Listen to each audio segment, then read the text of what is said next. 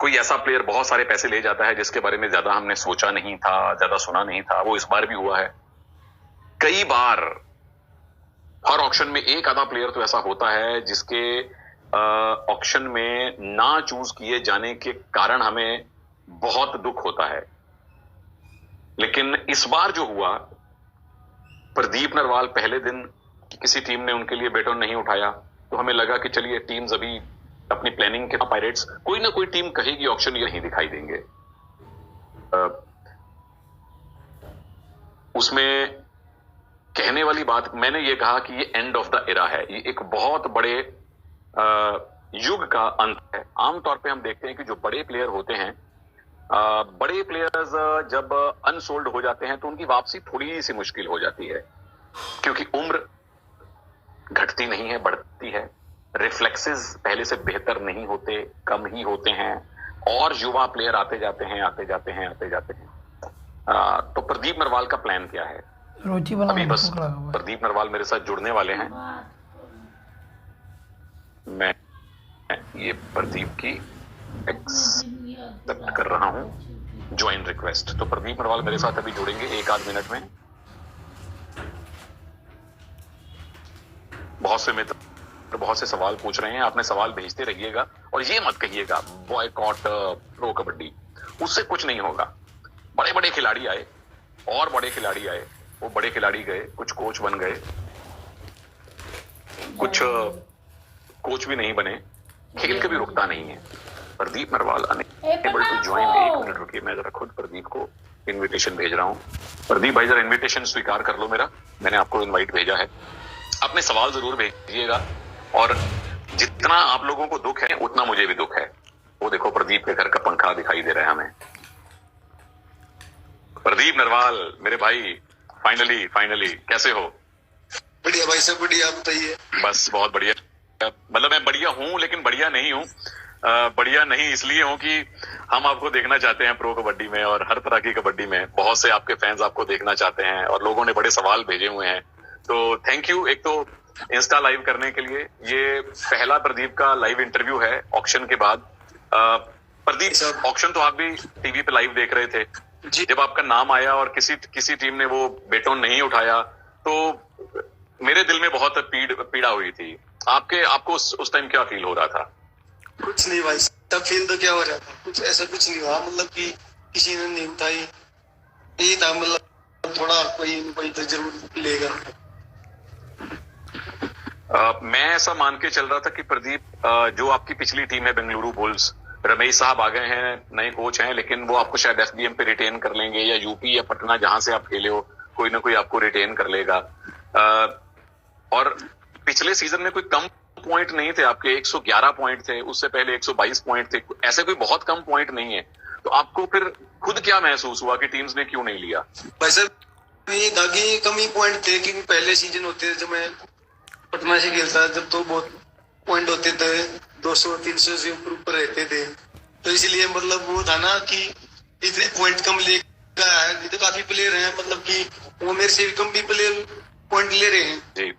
तो मेरे भरोसा इतने करते थे, मतलब कि इतने पॉइंट लेने चाहिए इसमें, मैच में 15-16 पॉइंट तो लेने चाहिए, मतलब इतना भरोसा।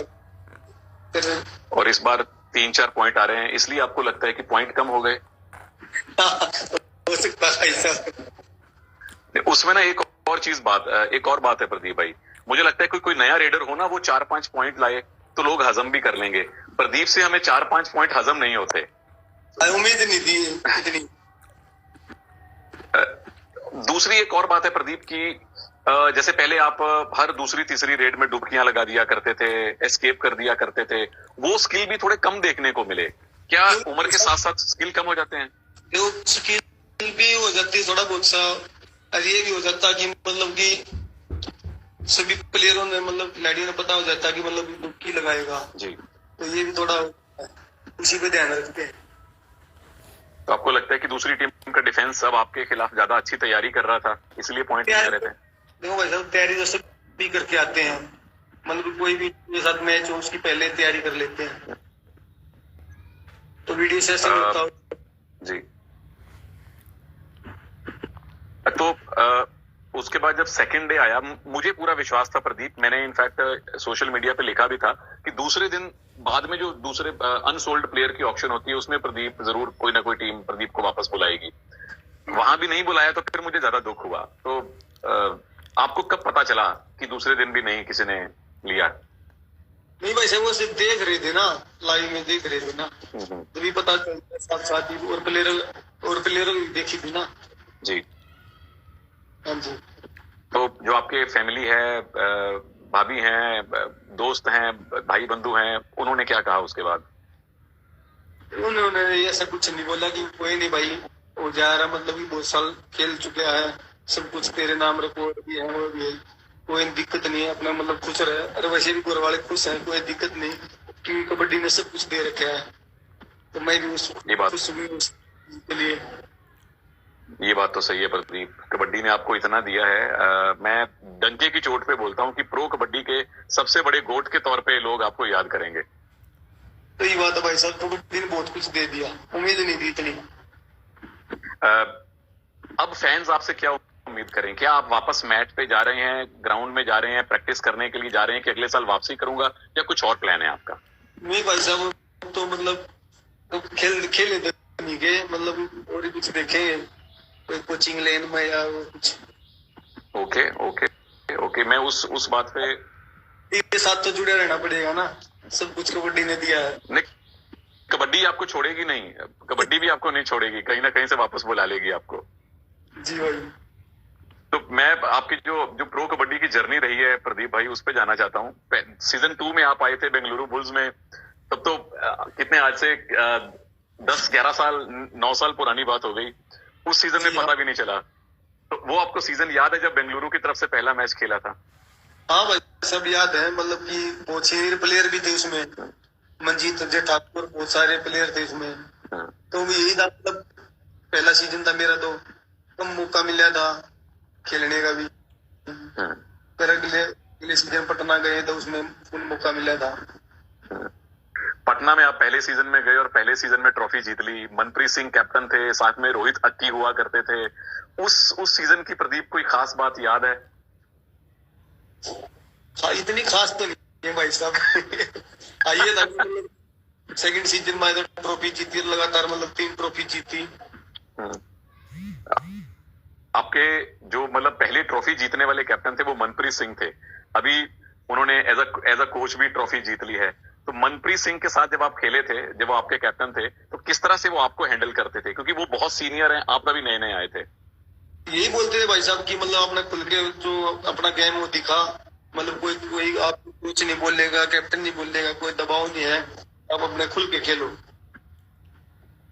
उसके बाद मुझे याद है सीजन शायद 5 में आपको कैप्टन बनाया था, बीच में कुलदीप भाई को कैप्टनसी मिली थी। हाँ जी।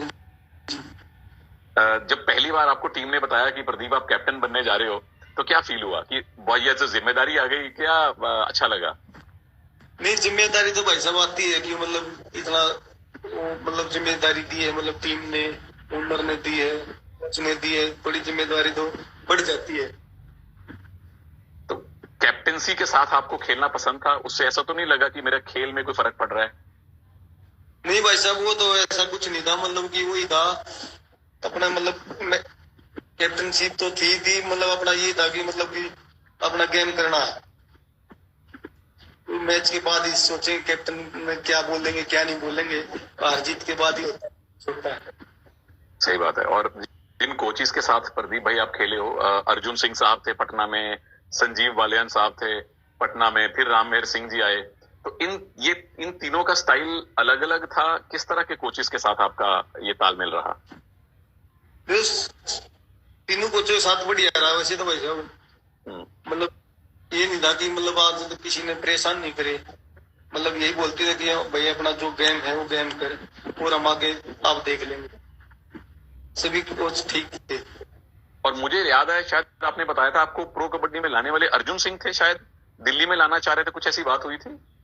हाँ, वो तो भाई साहब सेकंड सीजन की बात हो, फिर मैं बेंगलोर में गया था, नहीं तो पहले दिल्ली वाले बोल रहे थे, फिर जोगिंदर वाले इसने मतलब फोन करके मैं बुलाया था वहां पे कि यहाँ जाओ तुम दोनों। उसके बाद एक जो जोड़ी बड़ी फेमस हुई प्रदीप, पटना पायरेट्स में आपकी और राम मेहर साहब की, 4-5 सीजन, 3-4 सीजन आप लोग इकट्ठे खेले। अब राम मेहर जी भी प्रो कबड्डी में नहीं रहे, कम से कम इस सीजन में तो नहीं है, अब आप भी प्रो कबड्डी में नहीं हो, तो उनका मुझे याद है वो बीच बीच में डांट भी दिया करते थे, उनके साथ क्या? देखो भाई साहब, थोड़ी बहुत गलती तो हो जाती है, मतलब कोच का ही होता है कि डांटना जरूरी होता है प्लेयर को। नहीं डांटेंगे पता नहीं क्या कर देंगे प्लेयर, थोड़ा कंट्रोल में रखना बहुत जरूरी होता है। तो राम मेहर जी की डांट भी वो पिता की तरह थी, है ना, बड़े भाई की तरह। जी जी। उसके बाद प्रदीप, पहली बार जब आप ऑक्शन में आए थे, जब पटना से रिलीज हुए थे आप, यूपी ने आपको अच्छी अमाउंट पे लिया था, तो उससे पहले आप अपनी टीम के स्ट्राइक रेडर थे, पटना पायरेट्स के नंबर 1 रेडर आप थे। जब आप यूपी में आए तो सुरेंद्र गिल एस्टेब्लिश प्लेयर थे, तो आप 2 स्ट्राइक रेडर हो गए, तो वहां एडजस्ट करने में कोई दिक्कत तो नहीं हुई? नहीं दिक्कत नहीं भाई साहब, वो होता था कि मतलब कि एक प्लेयर मैं नहीं चल रहा था, सुरेंद्र गिल चल जाए, सुरेंद्र गिल नहीं चल रहा था मैं चल जाऊं, ये था, मतलब अच्छी बात थी, कोई ना कोई तो टीम के लिए अच्छा कर रहा है। वैसे फैंस कह रहे थे कि हम प्रदीप को पटना के अलावा किसी और टीम में देख नहीं सकते, मजा नहीं आ रहा देखने में। क्योंकि भाई साहब वहां इसलिए बोल रहे हैं कि अच्छा वहां अच्छा करता था, कई खेल चुका हूँ, ट्रॉफी भी मिली है वहां। मतलब क्या प्लेयर का टीम बदलने से फर्क पड़ सकता है? पहले परफॉर्मेंस कुछ और, नई टीम में कुछ और। ये तो भाई साहब थोड़ा बहुत तो हो ही जाता है कि मतलब कि नए प्लेयर आते हैं उस टीम में। नहीं तो हम पटना में देखते ही काफी प्लेयर मतलब एक साथ ही रहते थे, कई सीजन साथ में खेलते थे। और इस बार जो लास्ट सीजन आप खेले, वो आपकी पहली टीम और आपकी लास्ट टीम एक ही थी, बेंगलुरु बुल्स, रणधीर सिंह शेरावत साहब। और मुझे याद है शेरावत साहब ने, मुझे याद है,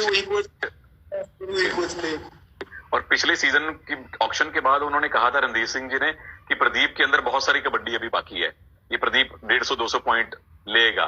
तो अंदर से कहीं वो टीस रह गई कि यार मैं कुछ और खेलूं, या आपको लगता है कि यार मैंने बहुत कबड्डी खेल ली है? यही था जब वो यही बोला था कि मतलब कोच साहब ने बोला था कि जब तक मैं हूँ जब तक प्रदीप है, मैंने बोला था कि जब तक कोच साहब है जब तक मैं हूँ।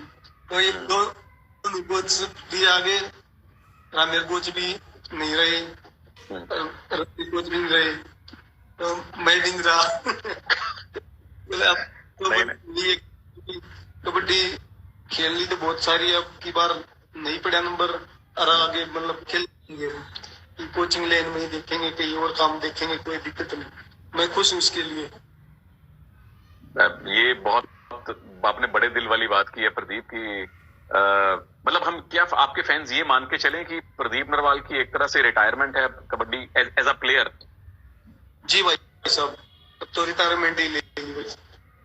मैंने पहले ही बोल रहा था भाई साहब, लीग में ही बोल रहा था मैं पहले मना कर दिया था, रणधीर कोच साहब ने मना कर दिया था अभी मत ले, और भी मतलब स्टार वाले से बात हुई थी, उन्होंने भी मना कर दिया अभी मत लेना, इसलिए मतलब मैं रुक गया था। ओके, तो आप इस इंटरव्यू के जरिए, इस लाइव के जरिए, क्या आपके फैंस मान लें कि प्रदीप नरवाल ने एज अ प्लेयर रिटायरमेंट ले लिया है? देखो वैसे तो मानना पड़ेगा, इतने अच्छे फैन है, कोई दिक्कत नहीं, कोई नहीं, कबड्डी के साथ जुड़े रहेंगे, कोई दिक्कत नहीं। हम आपको दूर जाने भी नहीं देंगे, आप कबड्डी आपको दूर जाने भी नहीं देगी प्रदीप, जितना प्यार आपको, क्योंकि कबड्डी में सब भी नहीं जाओगे, बाहर थोड़ी जाएंगे जी। तो एक बात, मतलब मैं खुद भी सोच रहा था जब ऑक्शन होती है आपके, ठीक है पटना वाले पॉइंट नहीं आ रहे, 300-300, 350, पर 100 से ऊपर पॉइंट लगातार आ रहे हैं। कुछ प्लेयर ऐसे भी हैं जो 100-150 पॉइंट लाते हैं, उनको फिर भी काफी पैसा मिल रहा है, और आपको किसी ने लिया तक नहीं है, तो थोड़ा ये खराब नहीं लगता? वो तो किस्मत की बात होती है भाई साहब। ये भी खैर बड़े दिल की बात है, उन प्लेयर्स की अपनी किस्मत है, आपकी अपनी किस्मत है। मैंने एक और बात कही थी प्रदीप अपने YouTube पिछले वाले वीडियो में, कि पटना या यूपी को चाहिए कि प्रदीप को अपना मेंटोर या कोच या आइकॉन बना के अपने साथ बिठाएं। आपको किस चीज में इंटरेस्ट आएगा, हमारे साथ कमेंट्री करने में या प्लेयरों के साथ कोचिंग वगैरह करने में? जब कमेंट्री तो नहीं हो पाएगी, टीम के साथ जुड़ने में अच्छा है। तो ये मान के चलें कि प्रदीप नरवाल हमें एक कोच के तौर पे दिख सकते हैं आने वाले टाइम में? देखो भाई साहब, वो तो किस्मत की बात है। आपका इंटरेस्ट है कोचिंग में? हाँ, क्योंकि देखो कबड्डी के साथ जुड़ा रहना पड़ेगा, तो इंटरेस्ट तो लेना पड़ेगा। इंटरेस्ट है बहुत। गांव में बच्चे आते हैं आपसे कबड्डी सीखने? आप सिखाते हैं वहां पे? भाई साहब यहाँ पे अभी भी मैं अकेडमी में हूँ। ओके। बहुत सारे बच्चे हैं। थोड़ा आप अकेडमी दिखाएंगे प्लीज कैमरा से? हाँ हाँ जी, जरूर। तभी तो क्या बात है जी। बाइक दिख रही है, साइकिल दिख रहा है, ग्राउंड दिख रहा है, बच्चे दिख रहे हैं। क्या बात है, मिट्टी पे कबड्डी हो रही है। और कोच साहब प्रदीप नरवाल, अब क्या बात है जी। बच्चे बैठ के मुझे लगता है वो इंस्टा लाइव देख रहे हैं कि प्रदीप भाई को यहाँ पे हम लोग देख लें। आज से 7-8 साल पहले तो प्रदीप ये सोचा नहीं होगा कि रोल बदल जाएगा, कि अभी कुछ साल पहले आप यहाँ खेल रहे थे, अब आप कोच बन जाओगे। देखो भाई साहब, अभी देखते हैं कोच की भी क्या रहेगा क्या नहीं। ये तो यहाँ बच्चे एकेडमी कर रखी है, एकेडमी में बच्चों को खिलाएंगे। तो आपने भी इसी जगह ट्रेन किया था जब आप खेलते थे? इसी जगह ट्रेनिंग करते थे? हाँ देखो भाई साहब, ये एकेडमी रही अपनी। अरे वाह।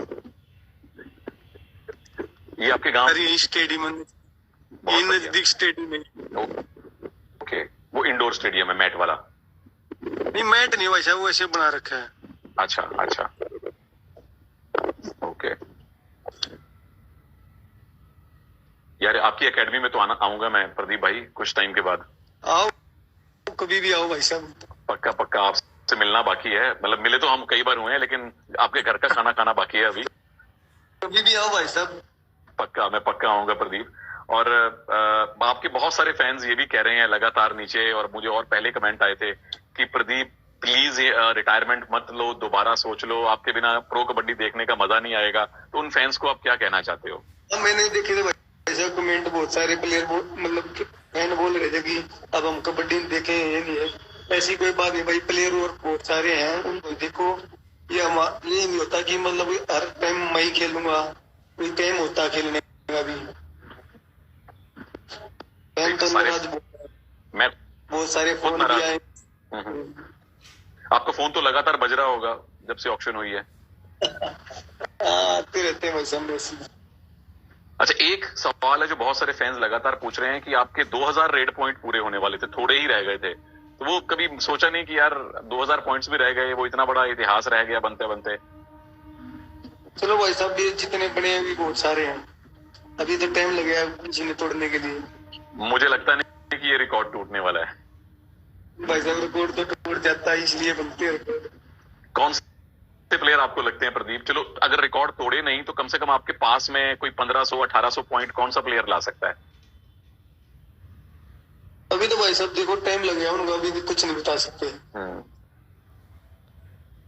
लेकिन जो नए रेडर आए हैं पिछले 2-3 साल में, उनमें से आपको कौन से लड़के पसंद हैं? देखो भाई साहब, यही होता है कि मतलब इंजरी बहुत होती है उसमें, किसी प्लेयर का इंजरी ना हो तो मतलब कि ये है। अब की बार पटना में था, इन्हें बहुत सारे पॉइंट लिए हैं, अच्छा भी खेला दिमाग ने। मतलब ये बोले कि कभी इंजरी ना हो, इंजरी हो जाती है वहीं से मतलब गाड़ी रुकी जाती है प्लेयर की। ठीक बात है। और जब आपने कबड्डी खेलनी शुरू की थी, आज से मतलब 10, 12, 13, 15 साल पहले की बात है, तो आपको कौन से प्लेयर अच्छे लगते थे जिनको देख के आप उनकी तरह बनना चाहते थे? मेरे गाँव का था भाई साहब, मैं कुलदीप नरवाल, जो पटना में कैप्टन थे आपके? जब छोटे, हाँ, जो पटना के कैप्टन थे। इन्हीं को आते जब ग्राउंड में, इन्हीं को देखते थे आगे, मतलब डिफेंस भी करता था और ऑफेंस भी करता था साथ में। इन्हीं को देख के मतलब ज्यादा वो बना था। मुझे बड़ी अच्छी तरह याद है, मैं इस बात का गवाह हूं, जब पटना में कुलदीप को लाया था तो प्रदीप ने खुद मुझे फोन पे बताया था कि कुलदीप मेरे बड़े भाई की तरह है, वो टीम के कैप्टन बनेंगे और मैं आराम से रेड करूंगा।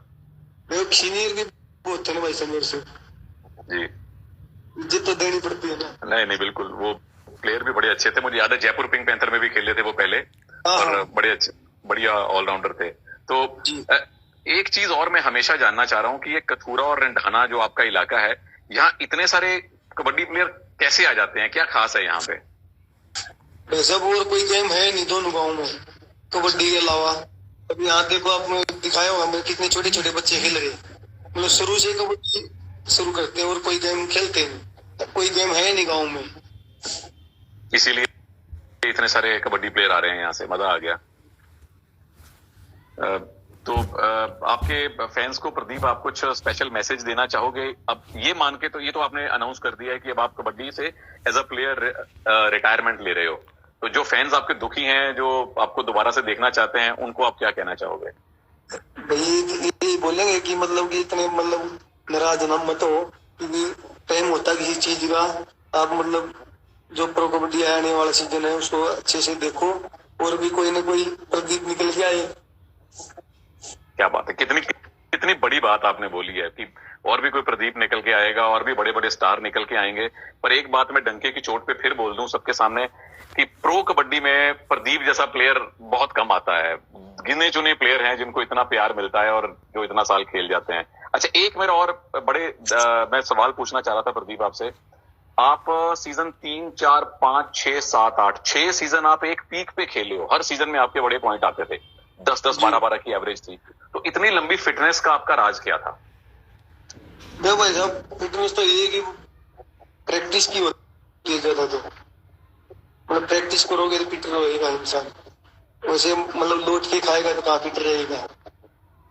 मैं मानता हूँ प्रैक्टिस ही करनी चाहिए। जो भी अपने कोई भी गेम हो, प्रैक्टिस को मिस मत करो। खाना पीना भी बढ़िया रखो।